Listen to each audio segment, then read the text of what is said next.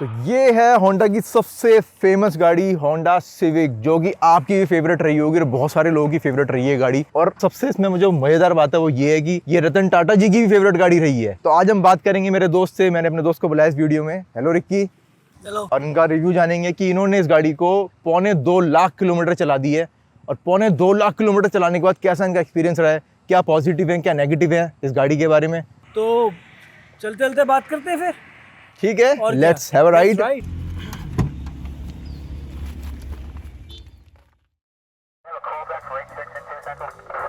Negative K, nothing further, just city cabbie in the corner.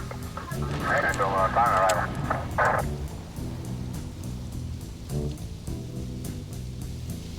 Riders on the storm, riders on the storm. Into this house we're born, into this world we're thrown. Like a dog without a bone, an actor out alone. Riders on the storm, there's a killer on the road.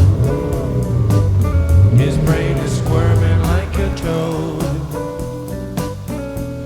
Take a long holiday, let your children play. If you give this man a ride, sweet family will die. Killer on the road, yeah. तो आइए अब अंदर बैठ के जानते हैं Ricky से कि भाई इन्होंने यही गाड़ी क्यों ली, ऐसा क्या खास था होंडा सिविक में जो उनको होंडा सिविक ही पसंद आई, जबकि मार्केट में बहुत सारी कार्स अवेलेबल थी। होंडा सिटी से लेके पोलो से लेके एक से एक बढ़िया गाड़ियाँ अवेलेबल थी। उसके बावजूद भी इन्होंने ये होंडा सिटी को छोड़ के होंडा सिविक ही क्यों ली 2009 मॉडल, क्या रीज़न था इसके पीछे? पहले तो thank you Gaurav for inviting me to your channel. So Honda Civic तो एक इमोशन है, मेरा ही नहीं बहुत लोगों को ये अच्छी लगी थी जब ये आई थी। ये बात तो आपने बहुत सही बोली कि होंडा सिविक जो है एक इमोशन है, क्योंकि जिन जिन लोगों ने चलाई होगी, आपने भी अगर कभी चलाई है तो आपको पता होगा बहुत अच्छे से। बचपन से ही हम इसको देखते थे, रोड्स पे चलते ज़मीन से चिपक के चलती थी। जब मैं कॉलेज में था तो भी मैंने ये काफ़ी इस गाड़ी को देखा। और NFS खेलते थे हम लोग। NFS के अंदर तो मैं हमेशा ये कार लेता था, इसको अपने हिसाब से डिज़ाइन करता था, एलॉयज लगाता था, सब कुछ करता था। तो एक अंदर था ज़ील थी कि भाई मुझे चाहिए गाड़ी है। सो एक टाइम आया, मौका लगा, फिर मैंने गाड़ी बाई करी। मैं बीच में एक चीज़ बोलना चाहूँगा, आपने बहुत बढ़िया पॉइंट बोला कि NFS खेला करते थे, और NFS की वजह से ही मैं कहूँगा बहुत बड़ा एक रोल रहा है इसमें सिविक का फेमस होने का भी। बहुत लोगों ने चलाई है NFS में, बहुत एक अलग ही मज़ा लिया उस टाइम पे लोगों ने, और सिविक का चलाने का एक अलग ही मज़ा था। और मोस्टली लोगों ने सिविक SI भी चलाई इसमें बहुत, जो 2 गेट वाली आया करती थी, बट इंडिया में अनफॉर्चुनेटली वो कभी नहीं आई, तो 4 गेट्स वाली ही फेमस रही है यहाँ पे हमेशा। तो मैं जानना चाहूँगा कि आपने ये गाड़ी सेकेंड हैंड ली, और लेते वक्त ये कितनी चली हुई थी, और चलने के बाद आपने पिछले 6 सालों में इसको कितना चला दिया, और कितने की आपने खरीदी, कुछ अपना एक्सपीरियंस बताइए। मैंने ये गाड़ी सेकेंड हैंड ली जैसे कि मैंने आपको बताया, और ये गाड़ी 9 साल हो गए थे चले हुए इसको, और 73,000 किलोमीटर 73,000 किलोमीटर चली हुई थी जब मैंने गाड़ी ली। 73,000 गाड़ी ये चली हुई थी जब आपने फर्स्ट खरीदी, ओनर ने फर्स्ट जब ओनर ने जो चलाई हुई थी, यानी कि उन्होंने 9 साल में से 73,000 चलाया था। हाँ। और अब ये गाड़ी जो है एक्सपायर होने वाली है अगले 1 महीने में, जनवरी में 2025 में, तो उसको पूरे 15 साल हो जाएंगे इस गाड़ी को। तो इस दौरान आपने इन 6 सालों में आपने इस गाड़ी को कितना चलाया? 73,000 पे ये गाड़ी मुझे मिली थी, और मैंने इसको लगभग 95,000 चला लिया है पिछले 6 साल में। Wow. So it's a great. So अगर कोई बंदा 95,000 गाड़ी चला रहा है, इसका मतलब ये कि गाड़ी बहुत अच्छी होगी और उसको मज़ा भी आता हो, पैशन ऑफ ड्राइविंग भी होगा। मतलब देखा जाए तो फर्स्ट ओनर से ज़्यादा आपने चला दी 6 साल में, लगभग 1 लाख किलोमीटर्स।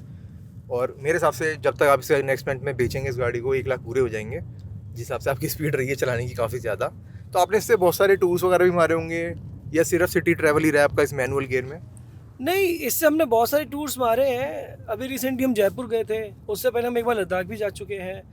टूर्स तो मैं इससे हमेशा मारता रहता हूँ। मैं ऐसी ऐसी जगह गया हूँ, जब मैं गाड़ी लेके जाता था वो लोग बोलते थे कि क्या लेके आ गया, क्योंकि उन लोगों ने कभी ऐसी गाड़ी देखी नहीं। होंडा सिटी मैक्सिमम देखी है। मैं स्पीति गया, मैं रिकांगपियो गया, चितकुल गया, जो चाइना से 60 किलोमीटर दूर है बस। ये सब नाम सुन के ही समझ आ रहा है कि यहाँ पे इतनी लो स्लंग वाली गाड़ी लेके आप गए हैं। ये मतलब कहीं नीचे से लगी नहीं, बहुत बार लगी होगी या फिर कहीं फंसी नहीं? कुछ कुछ लगती थी, लेकिन रोड्स काफ़ी अच्छे हो गए हैं अब, और जहाँ ज़्यादा लगती थी तो मैं अपने दोस्तों को बोलता था हट जाओ गाड़ी से। बट येस, वहाँ पे इसको चलाने का अलग ही एक्सपीरियंस आता था। बर्फ़ के अंदर मैंने गाड़ी चलाई है, तो इट्स बीन ग्रेट, गाड़ी बहुत अच्छी है। ओके, तो आपको ये पड़ी 3.5 लाख के आसपास विद CNG? विदाउट CNG उस टाइम पे मुझे गाड़ी 3.5 लाख के आसपास की मिल गई थी। डीलर अच्छे थे तो थोड़ा निगोशिएट हुआ, बट इतने की मुझे पड़ गई थी पेट्रोल। बाद में मैंने इस पर CNG लगवा ली थी 30-35 हज़ार पे एक्स्ट्रा देके, और एक्सपीरियंस मेरा काफ़ी अच्छा रहा। गाड़ी बिल्कुल अच्छी थी, ऐसा नहीं था बिल्कुल मतलब साफ़ कंडीशन में थी गाड़ी। तो आपने इतने सारे टूर्स मारे, ट्रिप मारे, सिटी में भी आपने लगभग 50-60 हज़ार चलाई होगी, तो इसकी हैंडलिंग के बारे में कुछ बताएं कि राइड एंड हैंडलिंग कैसी है और क्या एक्सपीरियंस रहा चलाने में? और मैनुअल गियर को और ऑटोमेटिक से कंपेयर करें तो आज की डेट में मैनुअल की अलग ही बात है। राइड एंड हैंडलिंग में तो ये गाड़ी सबको पीछे कर देती है। इसके अंदर क्रूज़ कंट्रोल भी है। अबाउट राइड बहुत अच्छी है, ज़मीन से चिपक के चलती है, तो राइड का तो मतलब उसका तो सवाल ही नहीं होता इन बैलेंस का। मैं एक बार जैसलमेर लेके गया था, हम लोग 5 लोग थे गाड़ी में, फैमिली थी, तो मैंने 198 की स्पीड पे से क्रूज़ किया था थोड़ी देर के लिए।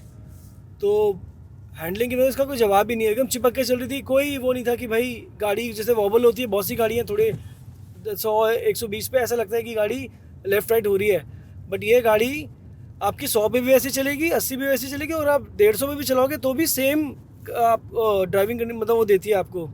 इसी से रिलेटेड मेरा एक बहुत इंटरेस्टिंग क्वेश्चन है जो कि बहुत लोग यहाँ जानना चाहेंगे कि अभी आपने बोला 80 पे चली, 100 पे चली, 150 पे चली, तो मैं ये जानना चाहूँगा आपने इसकी अब तक टॉप स्पीड कितनी करी हुई, और जो भी आपकी टॉप स्पीड थी उसमें कितनी देर आपने चलाई, और क्या उस वक्त कैसी हैंडलिंग थी, वो उसके बारे में कुछ बताएं कि भाई कैसा था। तो जैसा कि मैंने आपको बताया कि आप ये गाड़ी तवे पे जैसे मक्खन तैरता है ना, वैसे ही गाड़ी चलती है रोड पे। मतलब आप इसको 80 पे चलाओ, 60 पे चलाओ, 100 पे चलाओ, 150 पे चलाओ, ये सेम ही उसी तरीके से चलेगी। ऐसे लगेगा गाड़ी हिल रही है, आपको लगेगा कि यार कुछ हो जाए। मैंने इसको मैक्सिमम 198 की स्पीड पे चलाया, थोड़े 198 किलोमीटर्स 198 किलोमीटर्स पर वाह।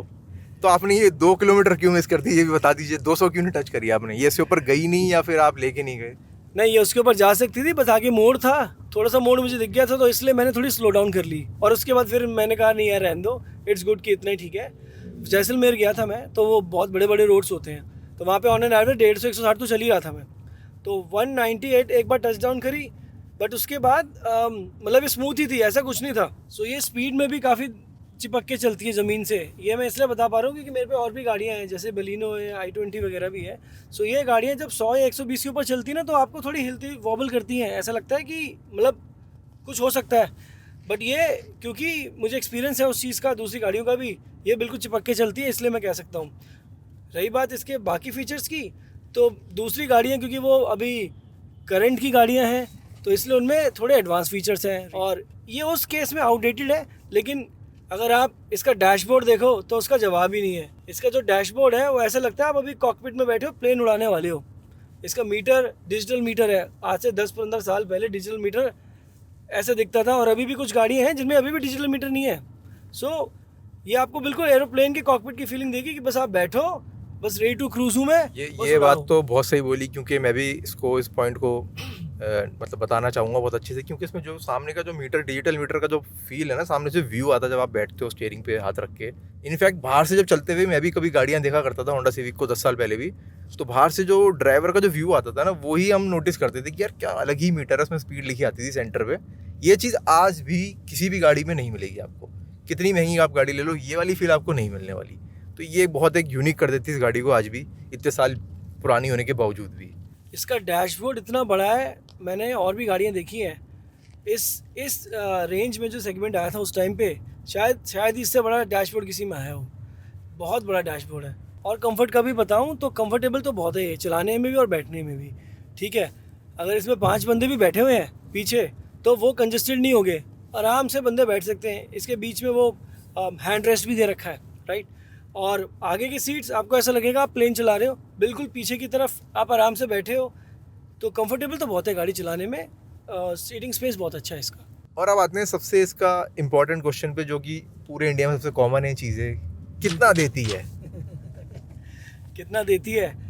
तो मैं इसको दो पार्ट में डिवाइड करूँगा, क्योंकि पेट्रोल और सीएनजी दोनों है, और सिटी और हाईवे में जाता रहता हूँ। तो अगर मैं पेट्रोल की बात करूँ सिटी में, तो ये 12-13 की एवरेज देती है, और वही सीएनजी के अंदर, सिटी के अंदर, ये 20 से 22 के बीच में देती है मुझे एवरेज। वही अगर मैं हाईवे पे जाऊँ तो पेट्रोल आपका 20 के आसपास निकालेगी, और सीएनजी में तो अगर आप 75 के आसपास चला रहे हो, क्रूज़ कर रहे हो 75 पे, तो ये 30 की एवरेज भी दे देती है, जो मैंने भी रिसेंटली देखा है कि हाँ 30 की एवरेज दी है इसने मुझे। तो ये तो बहुत ही ज़बरदस्त बात है कि भाई 30 की एवरेज निकालना एक 1.8 लीटर के इंजन से, आई टेक, वो भी इतने पावरफुल इंजन से 30 की एवरेज निकालना, ये तो भाई काफ़ी रिमार्केबल है देखा जाए तो। बहुत ही बढ़िया है। एक बार सिलेंडर भराओ और बस चलते रहो। ऐड आती है ना, पापा की करा पेट्रोल खत्म ही नहीं होता, पापा की करा सीएनजी खत्म ही नहीं होती। मैंने ऐसा अभी फील किया। ये बहुत एक यूनिक चीज़ बताई उन्होंने। खैर, हालांकि बहुत लोगों को पहले से ही पता है कि होंडा में सीएनजी बहुत कारगर है। आप बेधड़क होंडा में सीएनजी लगवा सकते हैं। वहीं बहुत सारी गाड़ियाँ ऐसी हैं यहाँ पे सीएनजी इतनी ज़्यादा मतलब कारगर नहीं है। तो आपने काफ़ी सारी बातें उसके बारे में बता दी, और अब मैं जानना चाहूँगा कि बहुत सारे प्रोस के साथ साथ इसमें जो कुछ कॉन्स भी होंगे, क्योंकि आज तक ऐसी कोई चीज़ नहीं बनी जिसमें कुछ नेगेटिव ना हो। कुछ ना कुछ तो उसमें नेगेटिव इस गाड़ी में भी होंगे। तो मैं जानना चाहूँगा ओवरऑल आपका एक्सपीरियंस कैसा रहा इस गाड़ी के साथ, और प्रोज एंड कॉन्स भी आप इसके शेयर करें कि क्या इसमें नेगेटिव भी हैं। यार ओवरऑल एक्सपीरियंस मेरा इस गाड़ी से काफ़ी अच्छा रहा। मेरा क्या ही बस चलेगा इसमें। अभी ये 15 साल की होने वाली है, तो इसको मुझे स्क्रैप करना पड़ेगा या कुछ और। बट अगर ऐसा ये पॉलिसी नहीं होती तो मैं इसको हमेशा ही चलाता। ये इतनी बढ़िया गाड़ी है। इसके गियर आज भी बहुत स्मूथ है। सो इसके नेगेटिव्स के बारे में बात बताऊं तो इसके पार्ट्स, तो एज यू नो, गाड़ी बंद होगी तो मिलते नहीं है, और सर्विस बहुत ज़्यादा महंगी है इसकी। लिटरली कम से कम, एक बार मैं गया था होंडा तो 14-15 का बिल बना दिया खाली सर्विस का। मोस्टली इस गाड़ी में इग्निशन कॉइल्स ख़राब होती हैं, और इग्निशन कॉइल होंडा की जेन्युइन बड़ी महंगी आती है। इसके अलावा इसकी माउंटिंग जो होती है, इंजन माउंटिंग होती है, हाइड्रोलिक माउंटिंग बोलते हैं उसको, वो भी इसका कभी कभी टूटता रहता है, तो वो भी आपको काफ़ी महंगा मिलता है। तो ओवरऑल मतलब सर्विस कॉस्ट इंक्लूडिंग पार्ट्स काफ़ी महंगा है। तो ये इसका रीज़न तो यही हुआ कि क्योंकि गाड़ी बंद हो गई है कई साल पहले, इस चक्कर में इनके पार्ट्स जो है नहीं मिलते होंगे आपको आज की हाँ। डेट में। वो बात तो सही बात है कि भाई कोई भी गाड़ी अगर बंद हो जाए तो उसके पार्ट्स मिलना बहुत मुश्किल होता है, जैसे कि शेवरले के साथ हुआ था। और जो पार्ट्स मिलते हैं वो महंगे मिलते हैं, तो ये तो नॉर्मल नेचुरल सा सिनेरियो है। उसके अलावा जैसे कि आपने देखा होगा कि मेरी गाड़ी काफ़ी डेंटेड वेंटेड है, मतलब कहीं कहीं जगह पे लगी तो हुई है। देख के तो मुझे लग रहा है जैसे कि आप काफ़ी रैश ड्राइविंग भी करते हैं सिटी में, ऐसा कुछ। नहीं, मैं रैश ड्राइविंग नहीं करता हूँ, बस लोग पता नहीं क्यों आके मुझे टक्कर मार देते हैं कभी कभी। मैं तो बहुत धीरे तो इसका तो रीज़न कंपनी की ही गलती है, गाड़ी इतनी लंबी क्यों बनाई इन्होंने। हाँ, कंपनी मतलब गाड़ी लंबी से एक बात याद आई, दैट्स अ इम्पोर्टेंट पॉइंट, कि कभी कभी मैं कंजेस्टेड जगह पे जाता हूँ तो वहाँ पे पार्किंग पर प्रॉब्लम आया था मुझे। छोटी गाड़ी तो एकदम से लग जाती है, इसको मुझे अगर खड़ी करना है तो प्रॉपर स्पेस चाहिए इस गाड़ी को। मैंने इसलिए भी इसकी डेंटिंग बेंडिंग इसलिए इतनी ज़्यादा नहीं करवाई क्योंकि मुझे पता है एक्सपायर होने वाली है, 15 साल होने वाले हैं, तो फिर क्यों पैसे इसमें वेस्ट करना। उससे अच्छा है कि कहीं और पैसे लगा दो। ख़त्म होने वाली है इसलिए इसको ज़्यादा ठीक भी नहीं कराता मैं डेंटिंग के हिसाब से। गाड़ी ओवरऑल बहुत बढ़िया है। तो बहुत सारे पॉइंट्स आज हमने कवर करे इस होंडा सिविक के बारे में, और हमने जाना कि भी कैसे ये ड्रीम कार हुआ करती है सबकी, और उसको फिर लेने के बाद चलाने का जो एक्सपीरियंस है वो भी जाना हमने। बस जाते जाते एक क्वेश्चन और पूछना चाहूँगा मैं कि इतनी चलाने के बाद गाड़ी कोई सी भी हो, चाहे फिर वो ऑल्टो ही क्यों ना सही किसी की, एक इमोशन तो जुड़ ही जाते हैं आपके अपने व्हीकल्स के साथ। तो अब इसको विदा करते वक्त इस गाड़ी को, जिससे आपने पता नहीं कितने अनगिनत ट्रिप मारे होंगे, वही 95,000 बहुत ज़्यादा होता है 6 साल में। इमोशंस तो आपके होंगे, कुछ तो आपको लग रहा होगा, अजीब सा फील तो होता होगा, थोड़ा दुख होता होगा कि भी गाड़ी जो है अब स्क्रैप में जाने वाली है, जो कि बिल्कुल भी अच्छा नहीं है। यार स्क्रैप एक बहुत ही गंदा वर्ड है, मतलब ऐसा लगता है कि हम कूड़े को कबाड़ी वाले को बेच रहे हैं। I don't like this word, but हाँ रियलिटी यही है। अब मेरे इमोशंस इतने ज़्यादा हैवी हो गए हैं इसको लेके कि अभी जनवरी में ख़त्म होगी मेरी ये, और मैं सोचूं इसको आखिरी दिन तक चलाऊं, उसके बाद तो एमसीडी उठा के ले जाएगी। तो विद हेवी हार्ट काफ़ी ज़्यादा मेरे इमोशंस, मैं ट्रिप गया हूँ, बहुत सारी चीज़ें की हैं, इसमें बहुत यादें जुड़ी हैं, मन नहीं करता इसको छोड़ने का, बट क्या करूँ।